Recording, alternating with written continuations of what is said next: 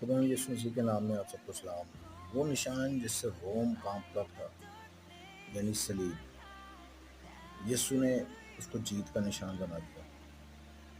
رومی صلیب کبھی بھی امید کی علامت نہ تھی، یہ خوف کی معراج سمجھی جاتی تھی۔ اس سے لوگ ڈرتے تھے، کانپتے تھے، مگر یسوع نے اس کا سامنا کر کے اس کے معنی ہمیشہ ہمیشہ کے لیے تبدیل کر دیے۔ رومی دور میں صلیب شرمندگی کا اشتہار تھی، مگر کلوری پر خداوند یسوع نے اس کو فتح کا نشان بنا دیا۔